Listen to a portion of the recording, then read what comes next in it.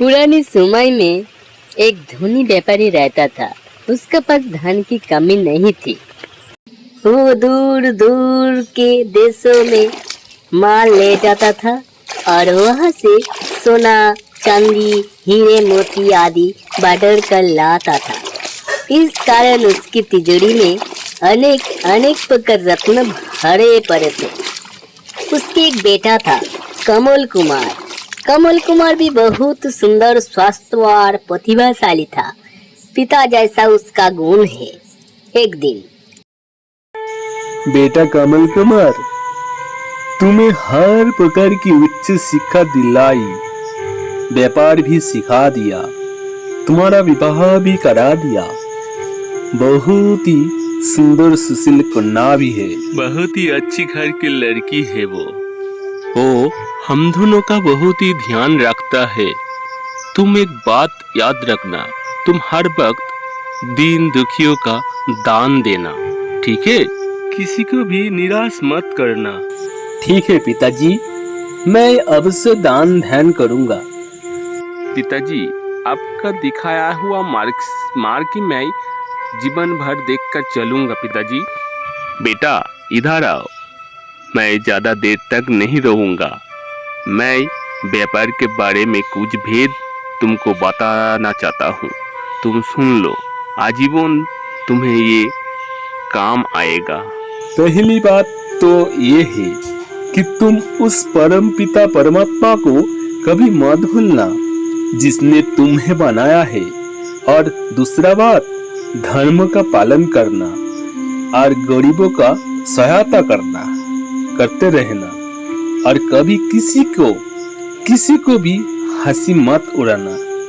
और तीसरा बात ये है कि लालच में पड़कर कोई काम मत करना, क्योंकि लालच मुसीबत का जड़ होता है।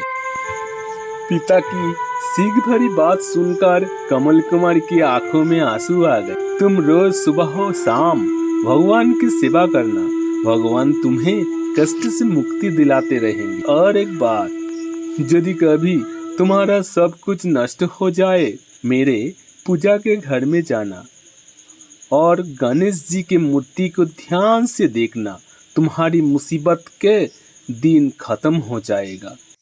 ऐसा बोल के उसका पिताजी दूसरा लोक में चला गया।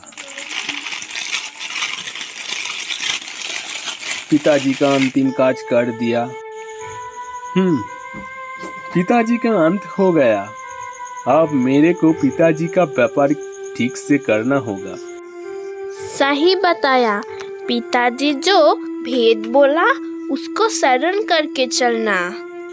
पिताजी का बात मान के दिन ब दिन उसका व्यापार खूब चमकने लगे। धन की बारिश होने लगी। जब धन होता है तो बुरा और भला मित्र भी जुट जाता है।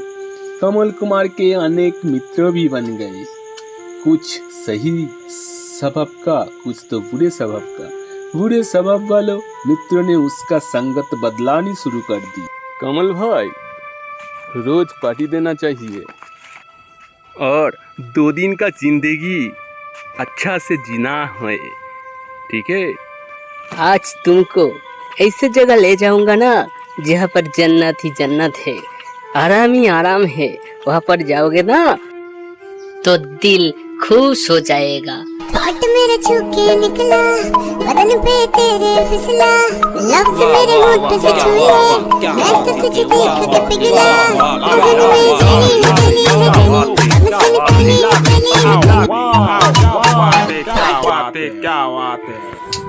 भगवान, हे भगवान, तूने मेरे पति का मध्यभास कर दिए। क्यों किए? हाँ, उसको सही मार्ग दिखा दे भगवान, उसको सही मार्ग दिखा दे। मैं उसको लेकर क्या करूं? फिर एक दिन बात जब सीमा से बाहर हो गई है, तब उसका पत्नी ने बोला, इस तरह पानी जैसा धन खर्च मत करो, एक दिन तुम पछताओगे। पिताजी का वो बात याद करके चलो। ये सुनकर कमल कुमार का माथा वार भी बिगड़ गया। मैं जो कुछ खर्च करता हूँ किसी का क्या बिगाड़ता हूँ? तुम्हें क्या कष्ट है? तुम्हारा परेशान क्या है, तुम बताओ। ये सब ठीक नहीं है, ये सब छोड़ दो। सब कुछ नष्ट हो जाएगा, ये सब बंद करो, ये ठीक नहीं है। क्या छोड़ू मैं? क्या करता हूँ?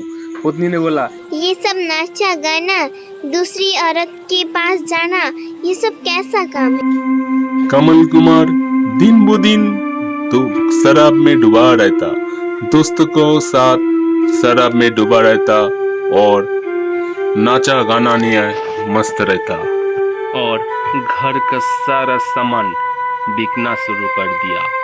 बिकते बिकते सब घर का सामान खत्म हो गया। घर का नौकर भी काम छोड़कर सब चला गया।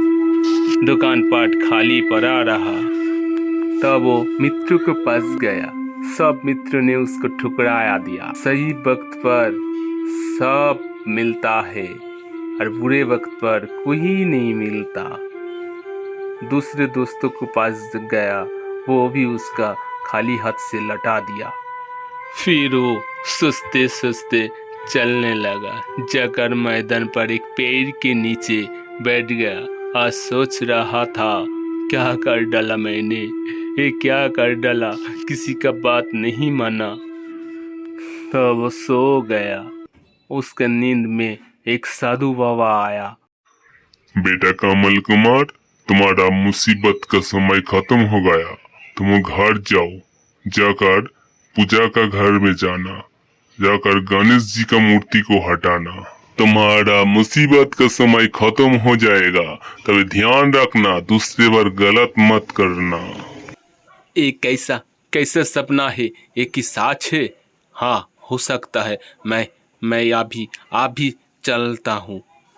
और फिर वो पैदल ही घर पर लौटने लगा। उसका दिमाग में एक ही बात आ रहा है, सब कुछ तो खत्म हो गया, अब कैसे होगा। और जो भी होगा, उधर उसका बीवी भी उसको ढूंढने घर से निकल पड़ा। चलते चलते रास्ते पर दोनों का मुलाकात हो गया और फिर दोनों ने बताया,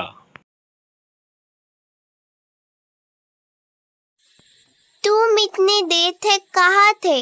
मैं तुमको ढूंढ ढूंढ के परेशान हो रहा हूँ। वो सारी बात उसका बीवी को बता दी।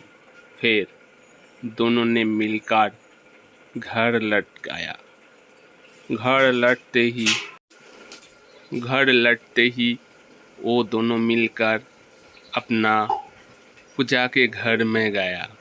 पूजा के घर में जाकर वो गणेश जी का मूर्ति हटाया और फिर अब प्रणाम करके गणेश जी का मूर्ति उधर रख दो। इसको ठीक से वहाँ पर रख दो, गिर न जाए। ठीक है, अब भी उतारता हूँ।